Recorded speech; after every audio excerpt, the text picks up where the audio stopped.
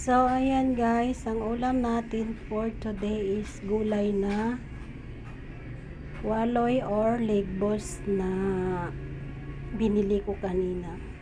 So, ayan guys, hugasan natin yan ng maayos kasi medyo mayroon siyang konting putik, kaya ilang beses natin yan hugasan. So, tara guys, hugasan natin. Nihiwa-hiwa ko pala yan siya guys kasi wag yung pansinin yung kamay ko, galing ako naglaba guys. Ganyan talaga yung kamay ng masisipag magtrabaho. Char. Ayan ang putik. May nakadikit na putik. Kailangan talaga siyang hugasan guys. So, wait lang, mag-umpisa muna ako.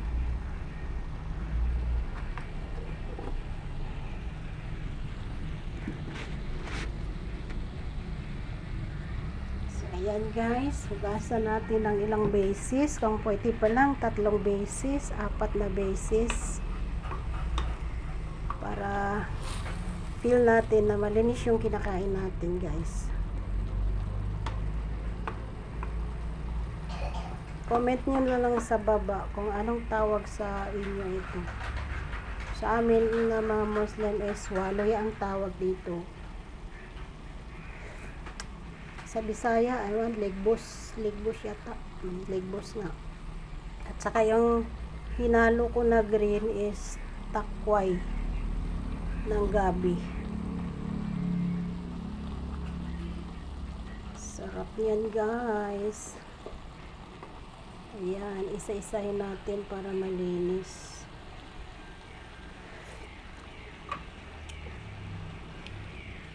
So, ayan guys. Hugasan natin ng maigi.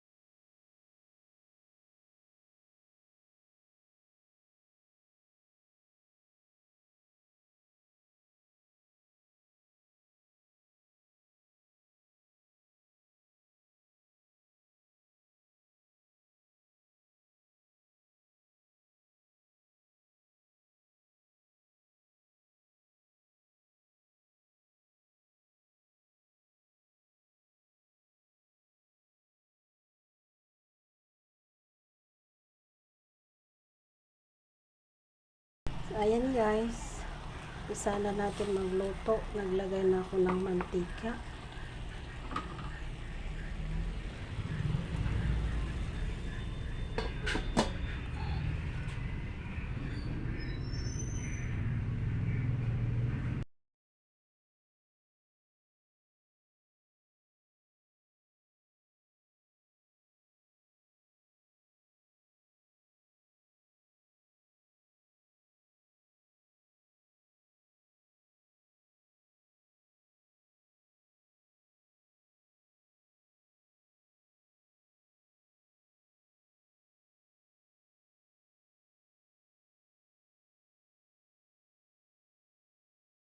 Igisa na natin yung sibuyas at saka bawang. Kapon kasi guys, nagluto din ako ng ganito. Tubig lang siya at saka sibuyas dahon. So, nagsawa na ako sa tubig lang. Gisa na naman tayo guys.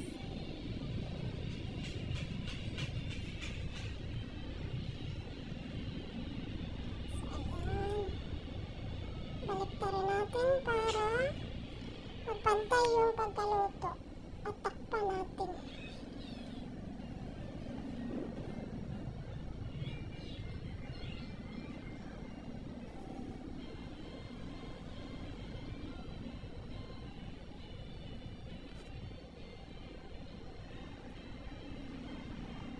Buran pala natin ang asin muna guys at saka lagyan ko na rin siya ng nam-nam bago natin takpan. So ayan guys, hintayin na lang natin maluto.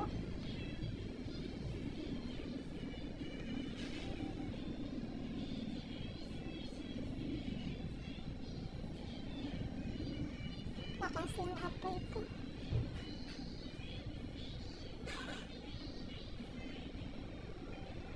Ayan, takpan na natin. So ayan, tara. Luto na guys. Simpleng ulam pero ang sarap. Minsan lang yan tumutubo sa isang taon. Isang beses lang.